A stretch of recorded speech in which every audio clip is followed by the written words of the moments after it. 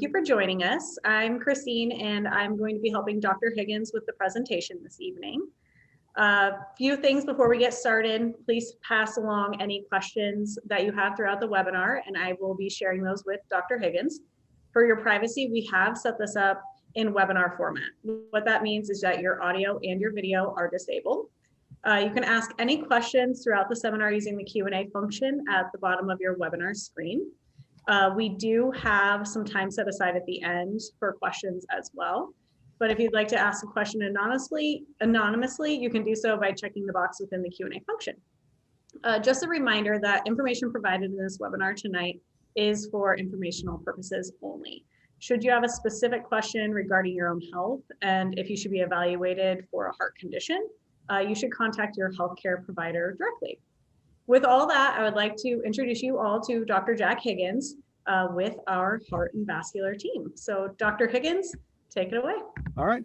Well, hey there. So I just say hi to everyone at home. Hopefully you're not getting too frozen out there. So I just want to kind of, I'm excited to kind of share some of these, kind of tips, tricks, advice for how everyone can build the most heart healthy diet possible. And, and it's a big range of stuff you can do, but, just I think more information out there is just really helpful to help you make those decisions every day because, it can be overwhelming, every single meal, every single, snack that you have. But, it shouldn't be thought of that way. I mean, we're just trying to show, how, certain patterns of healthy eating can reduce your risk long-term of developing heart attack, stroke, congestive heart failure, and most importantly, just living the active, healthy life that you want to live, being able to do all the things that you want to do and spend time with your family. So let me turn on the presentation here. And hopefully that's up there. So my name's John Higgins, or Jack Higgins, I guess. And just to introduce myself a little bit. So here are me and my two boys. That's Will and Charlie. I'm originally from Grand Island, Nebraska. So pretty local. Did my med school here in Omaha. Went up to Mayo for residency a few years ago, but weather like today was relatively common up in Minnesota. So my wife, who's an Omaha girl, made sure we moved back, and this is where I finished my cardiology training. And I've been on staff here for 3 years, and my main role is as the preventive cardiologist on staff here at Nebraska Medicine. So I see patients in clinic who have complex cholesterol questions, and just overall looking at people's heart health to determine hidden risk factors or not so hidden risk factors, and what steps both in lifestyle management as well as through potential medications to help people do the best they can from a heart health standpoint. So here, me and the boys were at Badlands last fall when we took a little cabin trip up there, and it was pretty great. And then my wife Whitney's taking the picture there, couldn't join in there. So don't have any disclosures. Some folks paid off by industry. I don't have but no, I don't have anything to disclose. So this is purely my opinion as far in what is I've determined based on a lot of the medical stuff as far as what we're going to be talking about today. So, obviously, heart disease, it's a big issue. So, for decades, going back, to the 70s, heart disease had been in decline in the United States, which was a very fortunate sign, probably in combination of decreased amounts of tobacco use prevalent in the community, and medical advancements too, in the settings of, certain medications to help prevent heart attacks, as well as some of the stuff that we have as cardiologists to help people out when they're having a heart attack.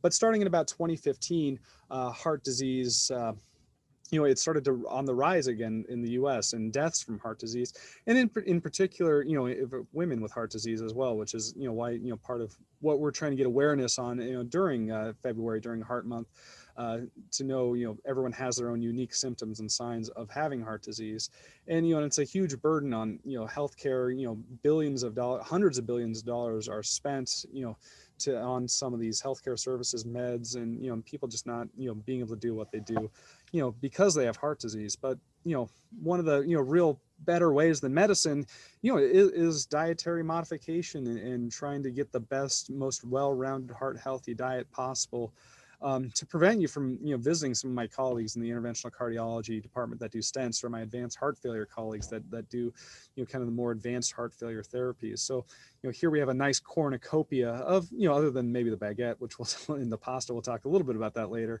But, good heart healthy, dietary stuff. But the thing I always, emphasize to all of my patients is that your diet's a spectrum.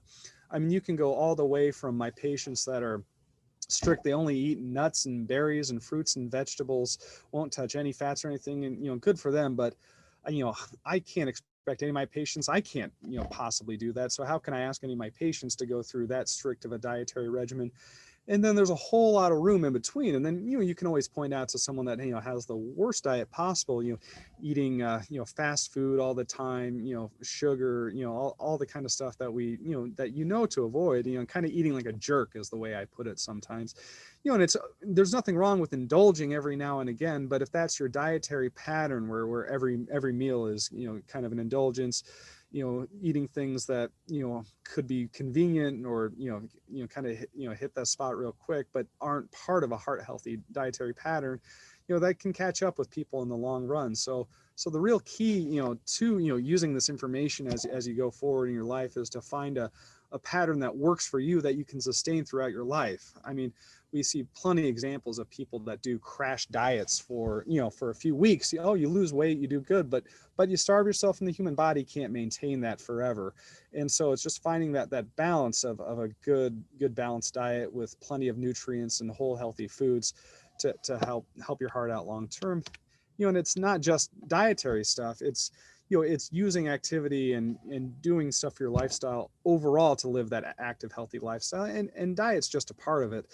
Certainly, it's a use it or lose it type of situation a lot of times. And it can be tough with the pandemic, and especially with the weather this last few weeks, that, physical activity is going to go down. But, in addition to diet, certainly exercise in anything to get your heart rate up. It's not trying to, seeing the folks like my little sister who runs marathons, I can't run marathons, but, just getting out, not being on the couch all day and getting up, moving around, taking care of stuff and getting your heart rate up. And, the AHA has a nice little technique called the, this is the Simple 7, Life Simple 7, which kind of takes into account, most of this stuff as far as what we're looking at for things that if you can accomplish all 7 of these goals, which, in combination, not very many people can do. And, some are, kind of more straightforward than others, but certainly eating a heart healthy diet is step 1 of that, in my opinion, as far as getting your life everyone's life on the right track, heart health, but not just heart health, but, cancer health, everything like that to keep things going. Certainly getting moving, stopping smoking. And then on the left side of the screen here, you have all these things like reducing sugar, controlling cholesterol, managing blood pressure. That's where, you and your doc can help you out as far as what medicines could potentially help you if you're having trouble on your own. But hopefully with a good diet and lifestyle, you won't need to, worry as much about, controlling cholesterol, blood pressure, or sugar, but everyone's genes are different. So those are the steps where you and your doctor can work as a team to get things going the right way. But everything on the right side here, which is, a vast majority of the healthy heart living, are steps that you can take for a healthy heart life. So eating right, which we'll be talking about the rest of this talk, but also keeping a healthy weight, and, not being, completely skinny, but just trying to be, if not overweight, trying to avoid kind of that obese paradox. But again, what I tell my patients is, worry about eating right and getting moving first, and then we can worry about the weight later. And obviously it goes without saying, stopping smoking, like I said earlier, lack of tobacco use is one of the major factors that we've seen in preventing heart disease over the last few decades. So, and so part of this is, how am I speaking this to you? I'm a clinical cardiologist and preventive cardiologist. So, I try to use as much, kind of scientific backing and, and guidance as to my recommendations. So, we have the luck of having some of these documents, which I'll, pull information from, as well as from the American Heart Association website with practical tips for heart healthy eating. But this is pulled from our, 2019 preventive cardiology guidelines. Covers all sorts of things, including blood pressure, exercise. But as far as diet, although, it has several pages about it, it really boils down to this. And, this is an oversimplification, but, the best evidence proven way, and a diet emphasizing intake of vegetables, fruits, legumes, beans, nuts, whole grains, and fish is recommended to decrease the risk factors for heart attack and stroke. So that's well and good, but how do we make that into our diet? That sounds nice, but as far as where does the rubber meet the road as far as the next steps? And there's several diets that kind of emphasize these dietary patterns. And then we'll, kind of as we move forward in the talk, we won't just talk about, some of these dietary and diets that we pick from, but also, talk about other diets as far as low carb and keto diets. And then we'll move on to as far as, potential types of food that, could be more harmful or less harmful in moderation that, you may not necessarily associate with kind of this, straight edge healthy diet that, we laid out in that last slide. So as far as some of these diets include the DASH diet and Mediterranean diet, which we'll talk about in more detail. They're really, as far as, the last two, the Healthy Eating Index or the USDA diet, and the alternative to Healthy Eating Index or the AHA diet, are really just variations kind of upon the DASH diet with some of these, sprinklings, the Mediterranean diet. But you can certainly look up any of these diets as far as, tips and tricks as far as, how to build your dietary pattern. I mentioned the Ornish and Esselstyn diet here. I don't go into detail talking about, vegetarian or vegan diets in this talk, but I just want to say it goes without saying, a vegetarian vegan dietary pattern, we know, from a heart health standpoint, certainly is incredibly beneficial. These diets that I outlined with the Ornish and Esselstyn diet are even stricter than a general kind of vegan dietary lifestyle, because, not only, they emphasize a vegan diet, which is a vegetarian diet that also forgoes eating any animal products such as dairy products or eggs. But in addition to that, they also have you restrict oils, even including olive oil and vegetable oil. And, there's not that many people that can maintain this diet, but, if you're curious about it, and, as far as, the strictest diet, you can look those up. I have a couple of patients that try to achieve the diet, but again, I could never think to achieve that sort of diet myself, so I don't necessarily ask my patients. But there's no doubt from a heart health standpoint that these, very strict vegan, vegetarian diets can be helpful. So, but what about, these kind of diets for the rest of us, like I said, myself included? So here, here's just a reminder that all these diets are associated with reduction of death overall, but especially from heart disease and cancer, depending on how strictly people adhere to this diet. Like I said, diet's a spectrum. You can have these dietary patterns, but everyone's going to stray now and then. But depending on how much you stray, you can have less of an effect from these diets versus not. And but again, there's clear evidence that that you can reduce your risk of heart attack, stroke, and even cancer by following these dietary patterns that really are different versions of that initial statement. Eating a diet that focuses on fruits, vegetables, fish, poultry, and other kind of whole healthy foods, whole grains to build your diet off of. And I really like this myplate.gov as a resource about the Healthy Eating Index, that USDA diet that I mentioned on the last slide. But that's another way. They have a quiz there that can show you how your diet kind of compares to some of these dietary patterns that we look into. So a lot of stuff on some of these slides, but but just to show this dietary stuff, it's if you're going to be really strict about it, it takes a lot of thought. And I hate to push my patients that far to where every single decision you make induces anxiety, like, oh, have I met my stuff of sodium? That's why I kind of like these dietary patterns more, is if you're not even thinking about it, if you're eating the right type of food, that you're generally going to be within your benchmarks as far as this. So the DASH diet, DASH is an acronym for Dietary Approach to Stopping Hypertension. So the main feature of the DASH diet, as opposed to some of these other diets, is their strict reduction on sodium, and we'll talk sodium more on the next slide. But certainly, trying to keeps that 1,500 milligram a day target being the ideal target, which is much less than the average American gets, which is really 3 times that on a daily basis. The DASH diet does kind of feature stuff that is reminiscent of that old school food pyramid, I guess. It does emphasize grains, but essentially trying to do whole grain. But the DASH diet is not as strict about it. They just recommend at least 50% of your grains are from a whole grain. So that's just showing, even if you have a diet that does include some non-whole grain starch in there, such as white rice or flour tortillas, something like that, you can still meet this dietary pattern. Obviously, plenty of fruits and vegetables, trying to go for an emphasis on low fat or fat free dairy as opposed to full fat dairy, and then lean meat, eggs, poultry, and fish, but trying to keep these servings, generally less than 6 ounces a day or less. And, the thing that the dietitians have always told me and tell patients is, always keep in mind that a serving of meat should be about the size of a deck of cards. That's equivalent to about 4 ounces of meat in general. So a deck and a half of cards as far as your daily meat intake would be ideal. So meat's okay, but you don't want meat to be the foundation of your calories for your diet. And then plenty of nuts, seeds, beans, and legumes, and then keeping fats and oils present. But the DASH diet is a little lower focus on fat. It does allow for some sweets, but about 5 servings a week. So not an everyday thing, but an occasional treat, certainly within the boundaries of the DASH diet.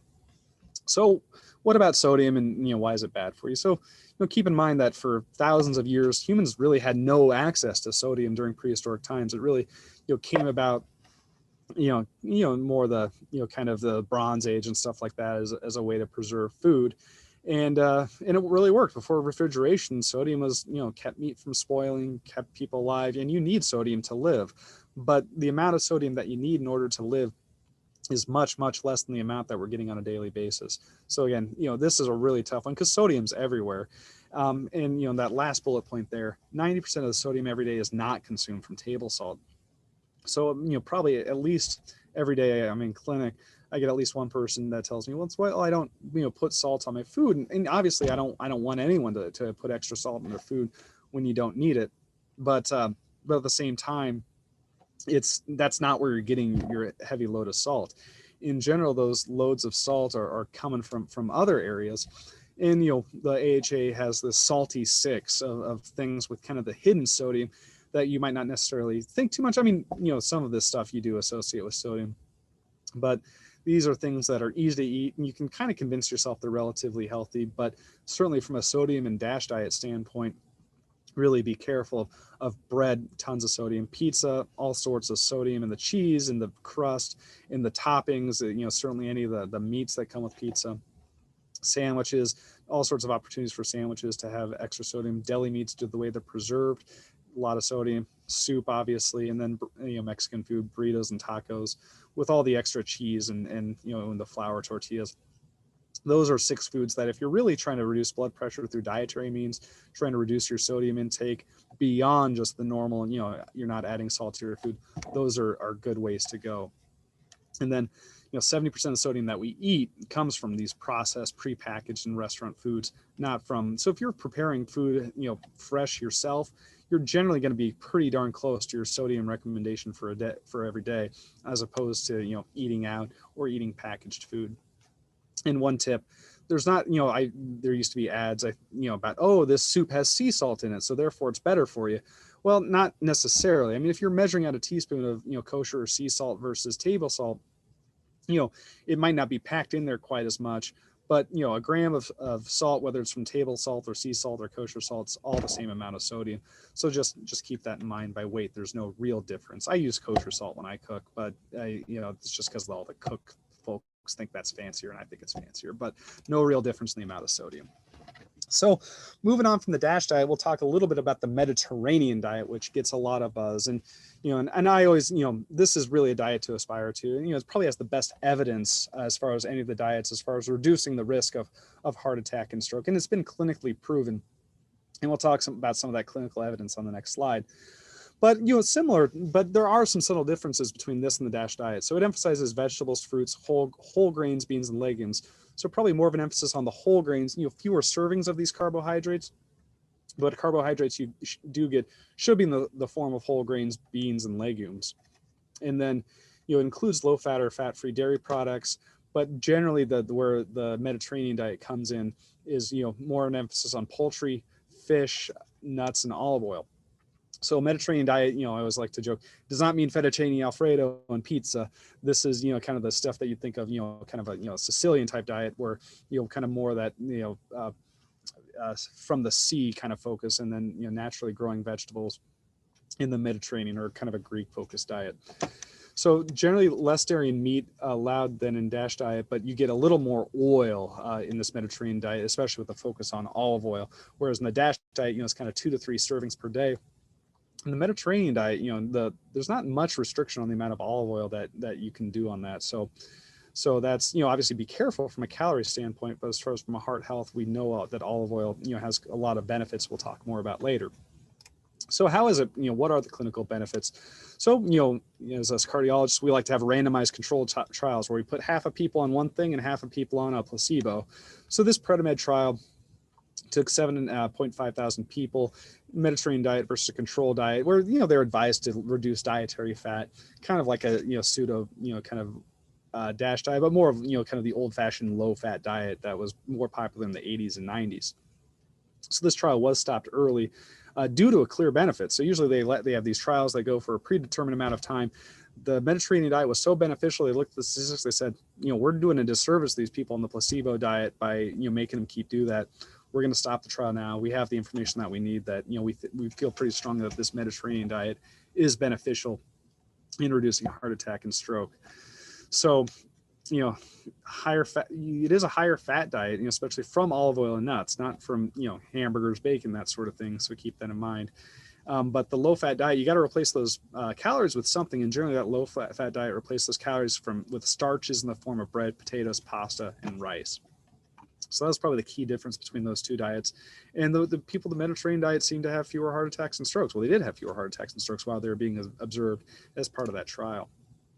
So let's talk about these whole grains, that, we've been talking about, trying to keep focus on, what are whole grains, what are fiber, what should we be looking at? And, we know that, a whole grain, so, when you take white flour, that's, really processed, kind of, through the milling process to only get that kind of endosperm, that, kind of central portion of the grain, whereas a whole grain includes the whole part of it, including the bran and the germ. And those are, really dense in vitamins and stuff that you lose, and other things that, kind of promote these heart health, these kind of mystical, kind of compounds that, when, as part of a diet, seem to, do the trick for folks.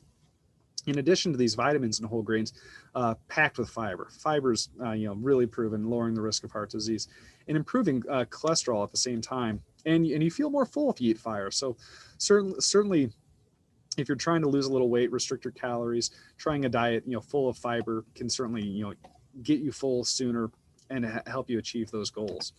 But whole wheat, I eat Wheaties for breakfast because I'm nice and boring and I like that, but that's 100% whole wheat. So that's a good way to go. Oatmeal, brown rice, barley, oats, and even popcorn are example of whole grains. Popcorn now, obviously popcorn, try not to pop it with all the stuff at the movie theater, butter and all that, but the popcorn itself, a very good whole grain for you. And recommended that at least half should be whole grains, but there's no reason not just to make the switch to whole grains. And I try to emphasize that to everyone that I see in clinic, that I really do think a whole grain based diet for your starches is the way to go. And then I just like this slide coming up, as far as the fruits and vegetables part of the thing. I mean, it's one thing to, have, the same type of thing every day, which is good. If you only have access, or, you have, extra canned vegetables or frozen vegetables, there is nothing wrong with eating canned and frozen vegetables as part of your vegetable, but do try to mix up, the types of vegetables. And we know there's the reason that these vegetables are different colors is because they have different nutrients in them, and it reflects and refracts light differently for each of those. So trying to, have a more colorful plate, as opposed to diets, meals that are unhealthy, like, when I used to go to Popeyes, you get fried chicken, a biscuit, and fries. I mean, that's all brown. Here, if you're adding some red pepper, some carrots, grape tomatoes, certainly leafy green broccoli, asparagus, it makes sense that would, promote any sort of health, especially heart health. So here's a lack of color right here. So I talked a little bit about fats, mainly in the setting of although, there's lots of talk, lots of discussion, lots, some confusion even on different types of dietary fats. Excuse me. And And how can you incorporate, in knowing what fats are, maybe okay, to get some calories from, versus ones that you should try to avoid here. And here's a kind of a list of these dietary fats. We have saturated fats, trans fats, monounsaturated fats, and polyunsaturated fatty acids. And all of them have unique differences based on their chemical composition. So if any of you taken some chemistry back in the day, you know that there's different chemical compositions of these.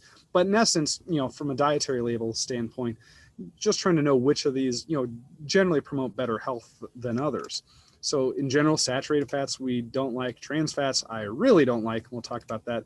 Whereas unsaturated fats, monounsaturated and polyunsaturated fats, generally those are going to be a green light for you for a heart healthy diet. So saturated fats, you'll read different stuff based on the dietary patterns. The AHA recommends a relatively strict goal of less than 5 to 6% of your daily calories from saturated fat. The National Lipid Association, which I'm a member of, recommends 7%, but generally some saturated fats okay, but trying to avoid that to be a primary source of calories for you should be a goal. And so if you're sticking to a 2,000 calorie a day diet, that's 13 grams per day. And it increases LDL, bad cholesterol. I could talk about LDL cholesterol for hours, but that's the fuel for the fire that makes plaque in your arteries. That's why we want to avoid saturated fats, because that's the dietary thing that's probably most associated with increase in LDL cholesterol. And generally, that's going to come from animal sources, meat and dairy products, and as well as tropical oils such as palm oil, coconut oil. We'll talk a little bit more about this later, but just want to emphasize, try to avoid any sort of tropical oils, including palm oil and coconut oil, because they are very, very dense in saturated fat, even more so than bacon grease a lot of times, especially with coconut oil. So really, those tropical oils are dense in saturated fats. Trans fats, thankfully, trying to phase out trans fats as far as a dietary intake, but these things should be avoided at all costs, essentially. They, generally come from these partially hydrogenated oils, which, are used by the restaurant industry because they could be stored at room temperature. You could put them in a fryer. You didn't have to clean out the fryer quite as much. And they're very convenient from that standpoint, but they directly lead to, increased cardiovascular events. And so if at all costs, if you can reduce trans fat in your diet, certainly if you're eating at home, there's no way you can really get trans fat. But, don't be afraid to ask if you're at a restaurant, what, if you're, going to indulge in something, what kind of oil are they using to cook things? That's certainly reasonable. But generally, if something's deep fat fried, the only time that trans fat's used nowadays is if something's being deep fat fried at a restaurant, and less so as time goes along. Oh, so here's my lame joke here. So if anyone recognizes this, great pop folk rock group from the 1960s, this is the Mamas and the Papas. So whenever I think of this next slide, I always think of the Mamas and Papas because we're talking about the MUFAs and the PUFAs. So that's just the acronym for the monounsaturated fatty acids and the polyunsaturated fatty acids, which are generally kind of these good, quote unquote, good fats that we always try to recommend. If your dietary fat, what dietary fat you're getting should be focused on these MUFAs and PUFAs. So they can lower your cholesterol, even though they're fatty acids. They're generally associated with kind of good responses in body cholesterol levels. So monounsaturated fats, or the MUFAs, those generally come from oils such as olive oil, canola oil, but also in avocados, peanut butter, peanut oil, safflower oil, and sesame oil. So most of your cooking oils that you generally use contain lots of monounsaturated fats. But then probably even better for you are these polyunsaturated fats, which provide kind of these essential nutrients almost that the body can't quite make on itself. So soybean oil. So in general, I didn't even realize this until I just talk, because I was like, oh, soybean oil has a lot of polyunsaturated fats. Maybe I should use that more for my cooking at home. So actually, if you go to Baker's, the Kroger vegetable oil, that's soybean oil. So that's got a high boiling point. If you want something with a little higher boiling point than olive oil, just good old fashioned vegetable oil. If you read the label and it has soybean oil, certainly something that can be beneficial to a heart healthy diet. And then these omega-3 fatty acids, we can talk about a whole branch of preventive cardiology that discusses this. But for today's talk, basically, these omega-3s come from fish. Try to eat fatty fish twice a week. So that includes generally salmon. Excuse me. Salmon and tuna are generally the main types of fish that you'll see around here people eat, but certainly mackerel, herring, trout, and sardines. And obviously, a can of sardines probably going to be preserved with enough salt that's going to outdo any of the benefits from omega-3s. but those are always something in mind. And shellfish get a bad rap sometimes because they are high in cholesterol, and those aren't really included. They don't really have the omega-3s that these kind of fatty fish do. The white fish don't have as much omega-3s, but the whitefish is still not bad for you, and shellfish generally okay in moderation, even if they lack these PUFAs and the polyunsaturated fatty acids. So just kind of reiterate what oils to cook with. I go for canola oil and olive oil for a lower cooking temperature, but any of these oils generally are going to have lots of MUFAs and PUFAs in them, and are okay to go for. But canola, olive, and soybean oil. So soybean oil has the nice benefit of having a much higher boiling point, which when oil starts to smoke, which olive oil can tend to do at a pretty low temperature, it can be problematic and cause the oil to the molecules to go haywire. So what can you do with those oils if you're getting some of your calories from them? So certainly, as part of salad dressing, I mean, people always say the salads are good for you, but by the time you get the dressing, if you're having a good vinaigrette with olive oil, I would go for it. I mean, they're good fatty acids. Be careful about your overall caloric intake, but certainly it's going to be okay for you to make some of these marinades, dip sauces out of some of those oils that we mentioned. Certainly using it to grill or saute, even stir fry your food, certainly beneficial. Try not to deep fry though. Easy way to get calories. Coating pans, seasoning pans, and just adding for a little additional flavor. And at all costs, if you can substitute, sometimes you can't substitute butter. I'll use butter every now and then, but if you can substitute butter, margarine, or other solid fats, that's going to be beneficial. And that's why we see these is that the solid fats store at a lower temperature because they have more saturated fat. So, and something that we always talk about, at least in the kind of preventive cardiology stuff, is nuts being such a great source of, they're very calorically dense, but they have these good fats in them certainly, and they have not only the good fats, but they have all these other heart healthy molecules in them, protein, fiber, vitamins, antioxidants. Generally nuts that grow from trees, even peanuts are okay, but generally looking for almonds, hazelnuts, pecans, pistachios, walnuts probably have the most PUFAs in them. It's kind of hard to find walnuts in the grocery store, and if you can find them, they're pretty expensive. So just keep that in mind. And then but just always be mindful that a small handful is a good serving size for these nuts. So just nice AHA kind of heart smart slide summarizing this this talk. We love these monounsaturated fats, lowers rate of cardiovascular all-cause mortality, lowers bad cholesterol and triglycerides, and provides essential fats that your body can't produce itself with those omega-3s. Saturated fat, limited if you can. I mean, I would be, pot calling kettle black. I mean, I certainly will indulge in cheese sometimes and some full fat dairy, but obviously, pick your spots when it comes to that, and then lose it altogether if you can. Trans fats, hydrogenated oils, and coconut oil. Looks like we have a question. Avocado. Yes, avocado is okay to cook with. So great question, Marie. So I used to badmouth avocado oil a little bit. It's still, a little bit, but avocado oil is okay to cook with. Might have a little more saturated fat than some of those other oils that I brought up, but avocados in general do have plenty of omega-6s. They're good heart healthy food, and I think avocado oil is a good alternative, especially if you're looking kind of for more the kind of health food type oils as an alternative to coconut oil. Certainly avocado oil would be a great alternative. What do I think about air fryers? I don't know enough about air fryers, I guess. Someone asked me this not too long ago. I don't own an air fryer. I think that their oil is relatively minimum that they use in the air fryers, so it's probably reasonably okay. But I honestly don't know enough about the process of air fryers. But I think they're okay. But obviously research, because what you're putting into it, and the less oil and fat you're putting into it, the better. Farm raised fish and wild in terms of health benefits. So there is a slight bit. Granted, I want everyone to eat as much salmon or tuna, whatever you can. The amount of concentration of omega-3s in the fish is dependent on how they're raised. So there probably is slightly fewer of these omega-3 fatty acids in farm raised fish as opposed to wild caught fish.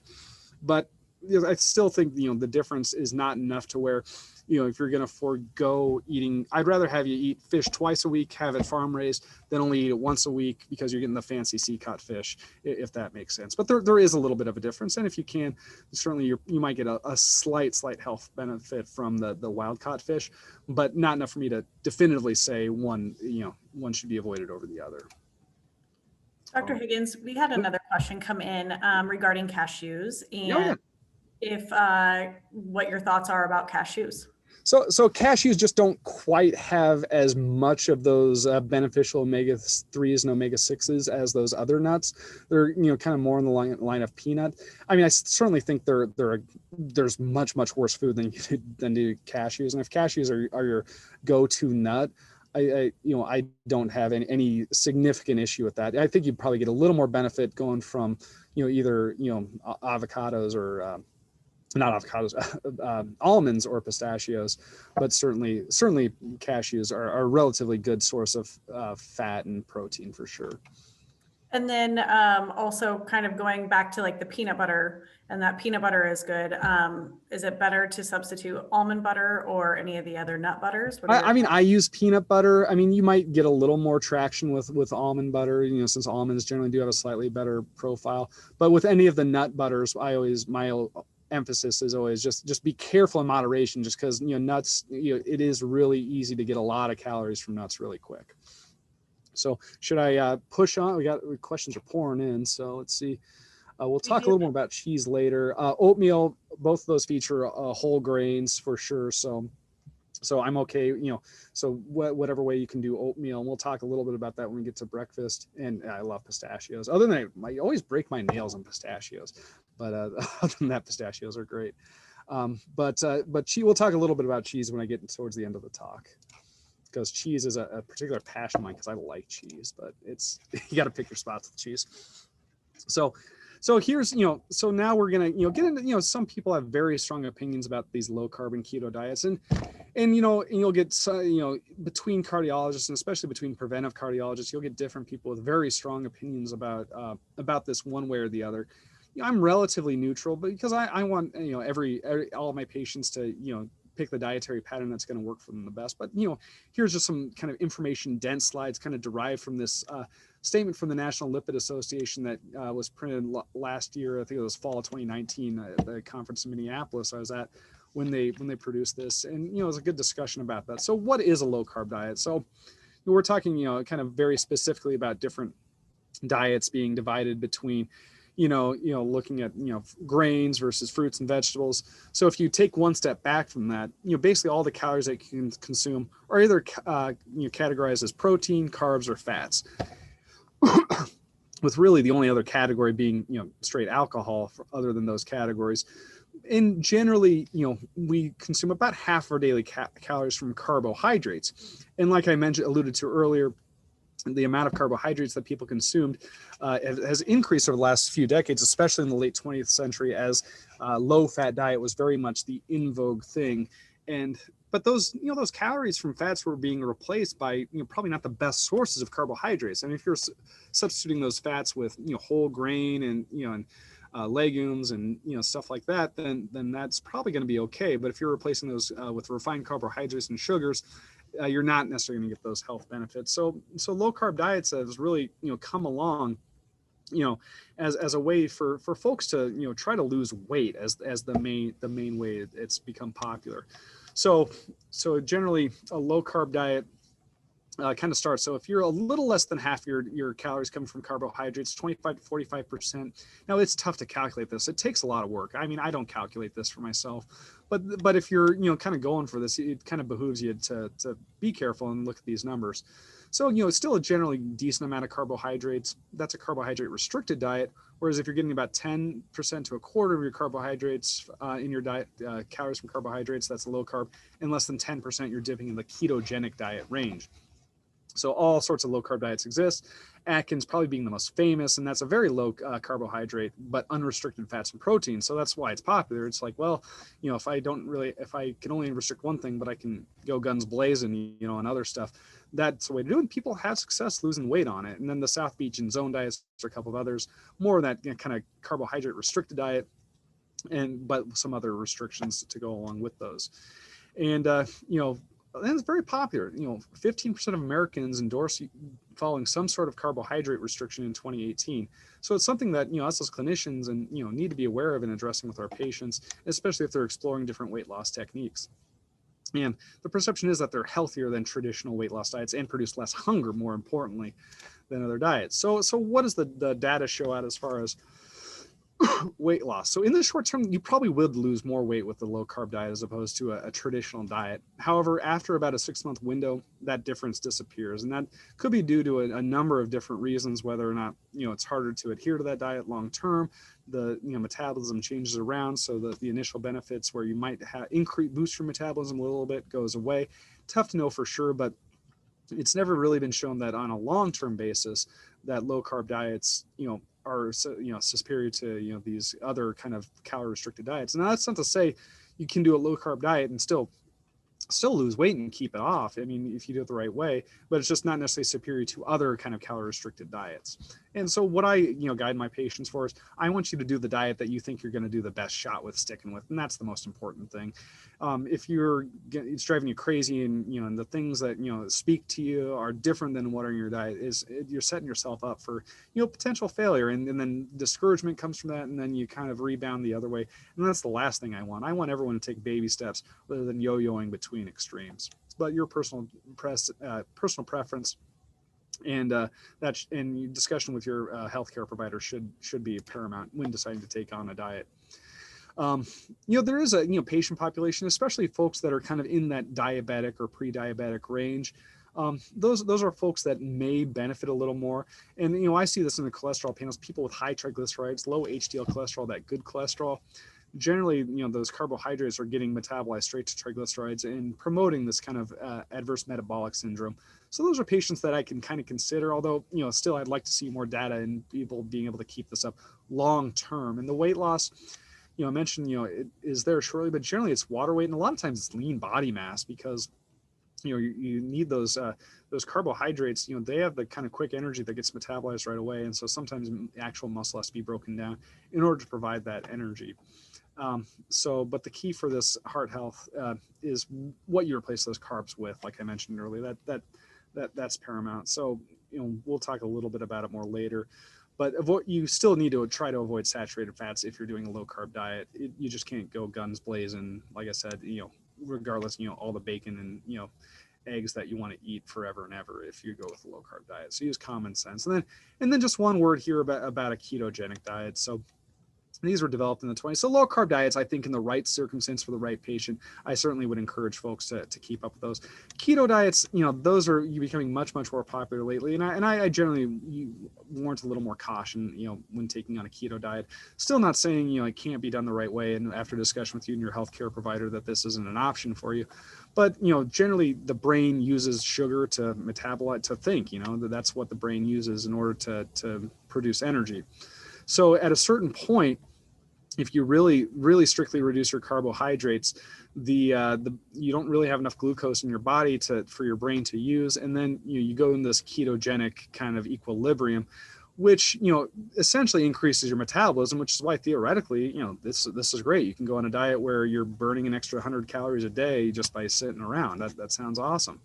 But, it's really hard to maintain this less than 10% of calories a day from carbs and, and eating the right fats too, along with that, very, very difficult.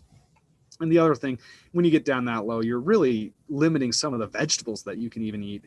And I don't want anyone to limit the types of vegetables that they can eat that have, great fiber and vitamins and things like that, which is why I'm a little more skeptical of, of the keto diet. Maybe that's my own personal biases, but that is my opinion on the ketogenic diet. And I certainly have patients with no fat restrictions that have had some pretty ugly cholesterol panels. So in essence, these kind of low carb diets, it's kind of up to you and your preference, a fork in the road as far as how you like to proceed with it. Now, one thing that, regardless of these dietary patterns, whether we're losing weight or anything like that, one thing that we have mentioned that's not a part of any, real good, healthy dietary pattern is added sugar. And, people love sugar. Thankfully, I don't have a sweet tooth, but my wife does. So we kind of get in, kind of debates about that sometimes. But, sugar is, there's a reason, calorically dense, it hits the spot. But from a nutritional standpoint, other than a quick boost of energy, very, very limited from added sugar. And so that doesn't count the sugar that's naturally found in fruits, vegetables, milks, and grains. But the stuff, generally ends with os in the label if you're reading it. And, obviously, I don't care if it's high fructose corn syrup, cane sugar, any of that, honey, sugar's sugar, basically. It's added sugar. It's not it's calorically dense, and it's not necessarily going to provide you the other vitamin-rich food that you derive your calories from some of the dietary patterns that we talked about previously. So AHA tries to tell folks to limit their intake to about 100 to 150 calories a day, 25 to 30 grams maximum of added sugar. And generally, at most, a 12-ounce can of pop a day is going to be your limit of added sugar. So one word on that. And then, then on top of added sugar, everyone always, alcohol is a part of your diet. Our kind of political stances, we don't tell anyone to start drinking, even though moderate drinking may have some improvement in risk of heart disease. So I always tell patients, if you're having a 4-ounce glass of wine with dinner, absolutely, that's probably okay for you, but don't start drinking for health benefits. It's relatively unproven, and there's some signal that there's increased risk of cancer even with kind of this low moderate drinking. So 1 standard drink a day for women, 1 to 2 for men, but that's 1 glass of wine, 1 Bud Light, one shot of liquor. But if you're gonna have some alcohol, certainly probably the red wine's gonna have the best impact as far as the other nutrients that come with that red wine juice.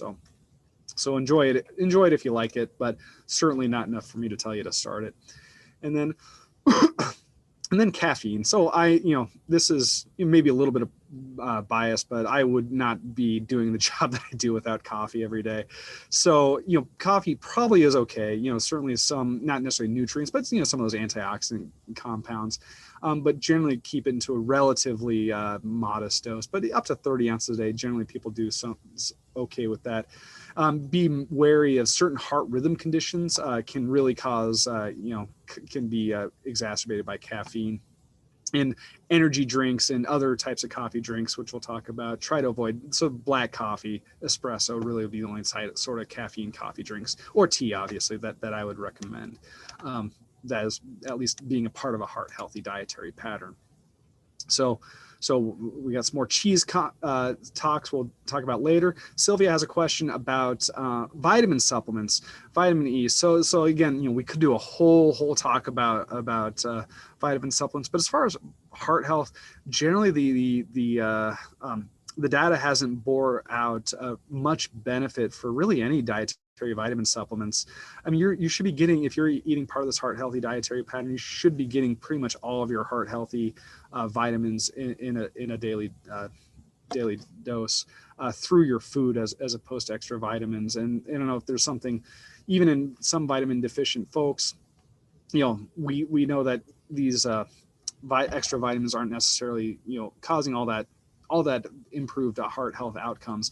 There's a Chinese study in China where B12 deficiency is common, where maybe you can prevent stroke with vitamin B12 and other B vitamins, folic acid. But really, as far as the data, that's about it. Maybe some fish oil dietary supplements, which is again a whole other topic unto itself.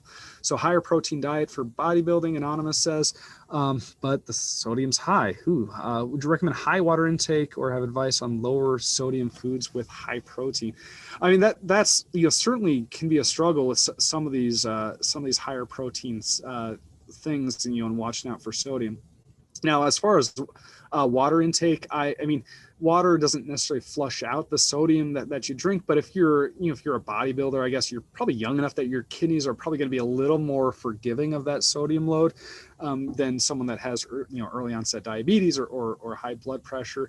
As far as kind of protein packed foods that are low in sodium, it's really going to be unprocessed meats. And, kind of some of those grains, those superfood grains that you see, like the quinoa and stuff like that. But, getting up to those kind of higher protein doses, it is going to be a buildup. But thankfully, if you're, doing bodybuilding, please do cardio with that. You're probably avoiding some of those adverse effects if you're a little younger. With all the diets out there, isn't moderation the best approach? Yes. Oh, hey, Roger. Yes, I totally agree. Absolutely. So, it's, in essence, kind of when I do my final kind of talking points, certainly would absolutely a balanced diet with some of these dietary patterns, whether or not you're being specific to DASH or something else, would absolutely. And then Anonymous says, releasing some new cheese actually being very good for you. Oh, again, a lot of cheese talk coming up in my last part. I'm glad we're talking about cheese. And then topic of supplements. I do like Metamucil. Yes, absolutely. Maybe not as good at lowering LDL, kind of the fiber supplements. You have these other kind of health stuff that some of my patients that really don't like these cholesterol kind of drugs, that help. Plant sterols. Obviously, I wouldn't recommend anyone start plant sterols without the advice of your physician. They haven't necessarily been studied as long-term, really only on a couple of years basis, but certainly, Metamucil, absolutely great. Oh, thanks, Matt, for your question. All right, so let's go on. I'm running out of time, and I got to get through my, kind of my internet meme of top 10 foods. Here's just a very quick thing they looked at. This kind of population-wide study of looking at different dietary patterns, but just plant-based diets, lower risk of heart failure, heart attack, stroke. These they call it the Southern diet. I'm a Civil War nerd for the Union, so I guess I don't mind it called the Southern diet. But fried food, organ meats, processed meats, eggs, added fats, sugar sweetened beverages, certainly things to avoid, like we talked about. So this is kind of my internet top 10 foods to avoid. Kind of on the list here. So number 10, snacks. And this is, obviously potato chips. There's really nothing redeeming about potato chips, but this is me just saying that snacks in general, are really that kind of grazing type of dietary pattern, unless you have a very specific nutritional goal as far as like bodybuilding. I remember, I'm a former football player, and so for lifting for that, there was a very strong attitude. Kind of the 5 small meals a day interspersed. Certainly, if you're doing something like that, but I really advise my patients against grazing. And if you do, it is that small handful of nuts is my go-to, certainly. Or some sort of vegetable based thing, and an apple, obviously. There's a reason why an apple a day keeps the doctor away. So certainly keeping common sense about it if you're having snacks. I mean, it's impossible not to go without snacks, but that's a very easy way to get very empty calories is in snacks, is by grazing. Deep fried Chinese food, certainly, you look at this thing here. I mean, you've got General Tso's chicken here. I say this might be cashew chicken, but certainly, it's going into that oil, risk of trans fats, everything there. The meat might be okay, white meat chicken, but you don't necessarily know that. And just tons of sodium with all of this. Processed white rice. You might get a few vegetables in here. That's why it's number 9 instead of number 2. But in general, I always feel terrible personally after eating Chinese food. That might be why it slipped onto here for me. But you can make some you can get Chinese food if you like it, but be mindful of the choices that you're making. Desserts, I hear the audible groan through the webinar for this, but I mean, in certainly special occasions, your birthday, it's a wedding, please have a piece of cake. But in general, every meal, shouldn't have a dessert because you've had a meal. Trying to avoid those sweets where at all possible. And if you are going to have a dessert, 1 chocolate chip cookie, not 3 or 4. Something like that. And and if you're baking yourself, if you're a baker, trying to use those whole grains as much as you can, because there's made chocolate chip cookies not too long ago. It's sugar, it's butter, it's flour, not a whole lot there that we really try to promote as a healthy diet. This one really kills me because I love pizza, but it makes sense. It's calorically dense. 1 slice maybe you can get away with, but you have the whole pizza sitting there. It's easy to get 3, 4, 5 slices. Like I mentioned, the cheese sodium, bread crust sodium, the topping sodium, and then a lot of saturated fats, both with pepperoni and sausage, or the cheese in there. 6, fancy coffee drinks. So just mention this one briefly. So, if you're going to get your caffeine, some of these, especially, your Starbucks or Scooters, Frappuccino or mochas with whipped cream topping, it's going to have, 2/3 of your daily saturated fat and 3 times your daily allotment of added sugar. So easy to go overboard. If you need a little sugar to get through a cup of coffee, just try to get by with as low a dose as achievable. and that would be my recommendation for you. Number 5, starchy breakfast food. And that's, and for me, I kind of, try to avoid, most breakfast food really, is kind of tough from a nutritional standpoint. And whether it's, bagels like pictured here, obviously we all know donuts aren't that great, but even most cereals, pancakes, waffles, empty carbohydrates. I didn't talk about intermittent fasting because that we need more data, but it's, I see more patients that do skip breakfast, trying to kind of achieve that kind of ketogenic, kind of metabolism that way. I don't really recommend that quite as much, but certainly, be mindful of what you're picking for your breakfast, either, oatmeal, whatever way the oatmeal you're getting, or 100% whole grain cereals without added sugar, such as Cheerios or Wheaties, would be my recommendation. Another one that I really like, bacon, sausage, all these processed meats. So, a whole wide range of things technically count as processed meats, but they kind of hit you two ways. They're, kind of preserved in sodium. So that's one big set. And a lot of them, they're fattier in nature. And they're tougher to eat. And that's kind of why they ended up as these processed meats, is because they're, a little difficult to cook. So say a pork shoulder, I used to do a lot of barbecue. Pork shoulder is just it's the fattiest part of the pig, basically, other than the belly that we're seeing here.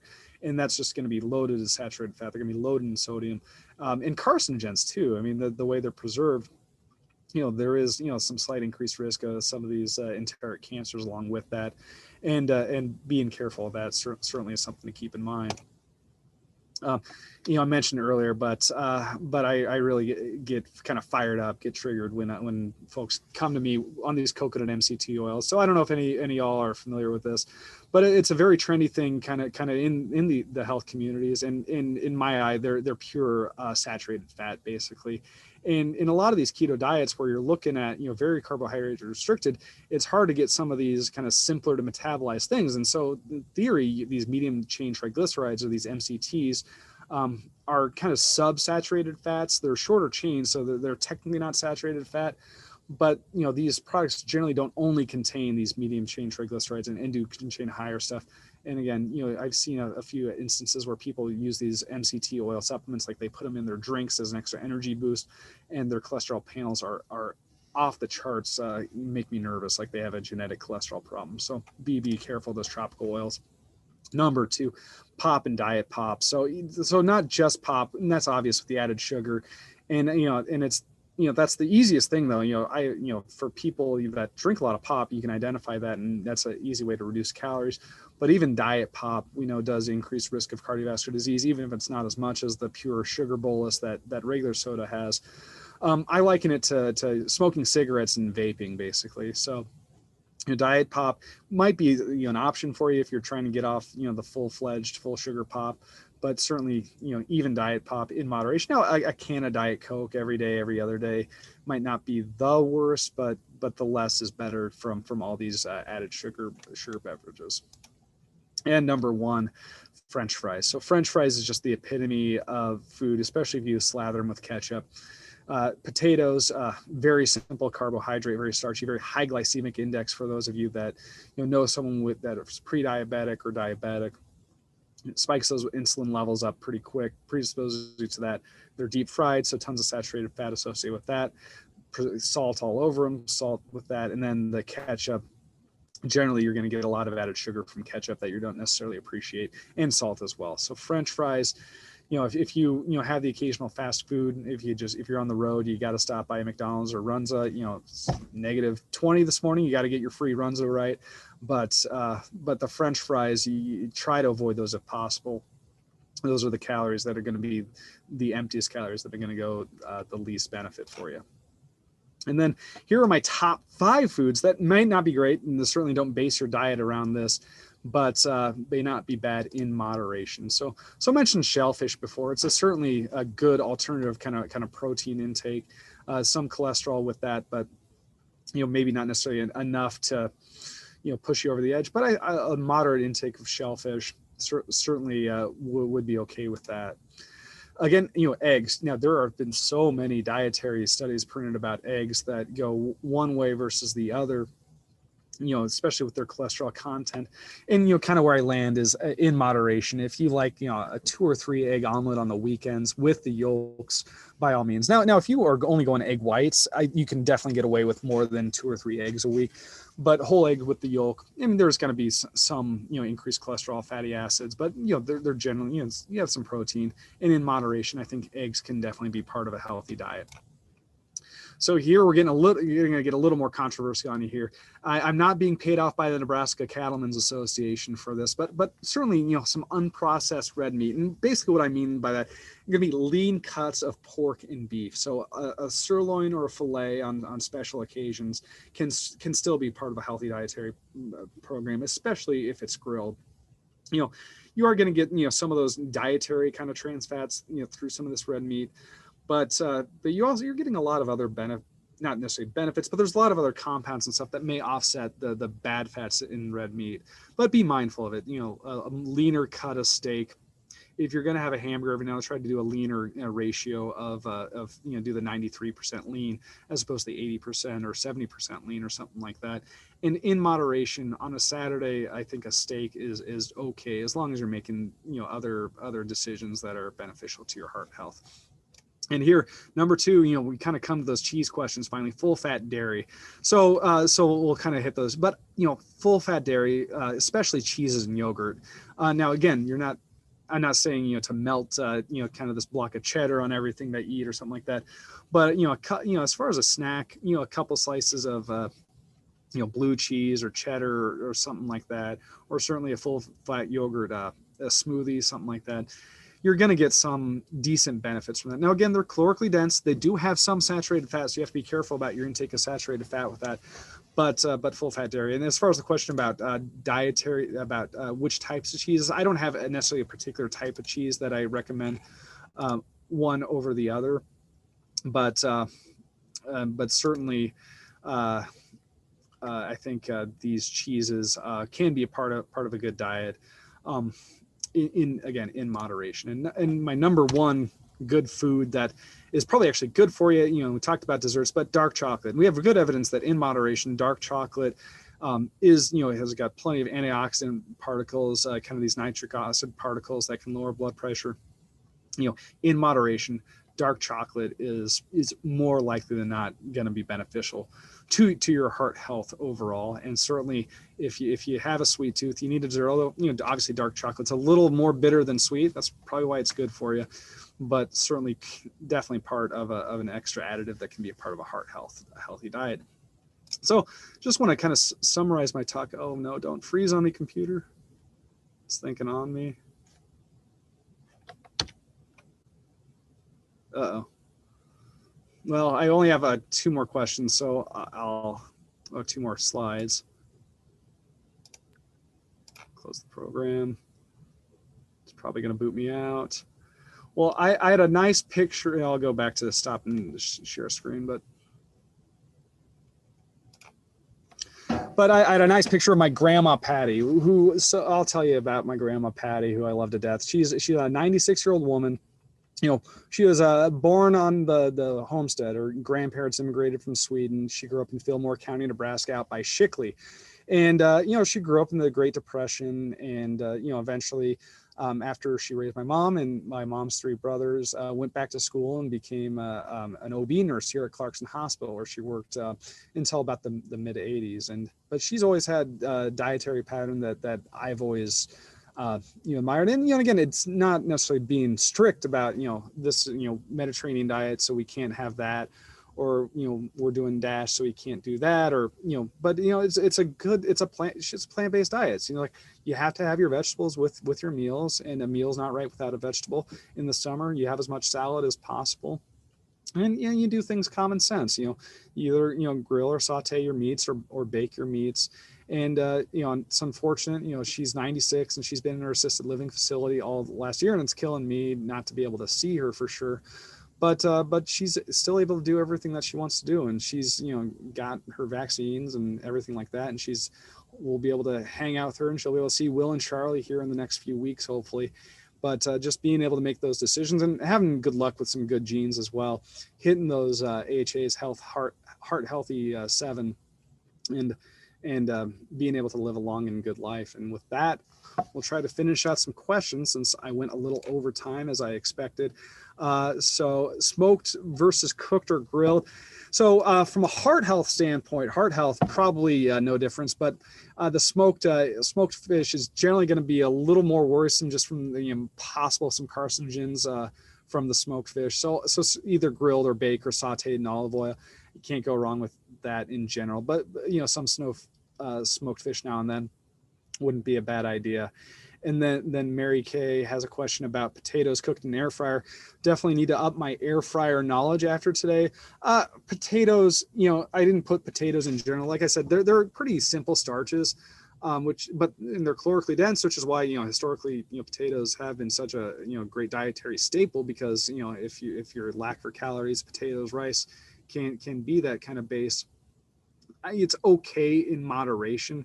But potatoes aren't my favorite carbohydrate in the world, because it's not going to give you quite as much of this benefit as those other whole grain types of carbohydrates that we look at. But again, at the same time, in moderation. I certainly saute potatoes in olive oil and grill them or put them in the oven sometimes. I don't think there's anything entirely wrong with that. I think as far as the PowerPoint deck available, I'll kick it to the marketing team, whether or not they'll share that with y'all. And did I hit all the questions? There's some more in the chat. Cashews, okay, please ask questions in the Q&A, not the chat. Oh, and that's what it is. So if there's any other questions, I'll be happy to answer them. Sorry, thanks for hanging out with me for 55 minutes otherwise on this cold February night, and stay warm, everyone. Thank you, Dr. Higgins. Yes, regarding the PowerPoint presentation, we are recording tonight, so you will receive a email after all of this with the recording, so you can revisit any portion, and then you can also feel free to reach out to us directly if you need to. I don't think that there are any other questions, so I think we will go ahead and close it out. Just a reminder that, if you need to reach out to us at Nebraska Medicine for anything, you can visit us at nebraskamed.com, or you can call for an appointment at 800-922-0000. Thanks again for joining us tonight, and hope everyone stays warm. Thanks, guys. Take care. Bye, everyone.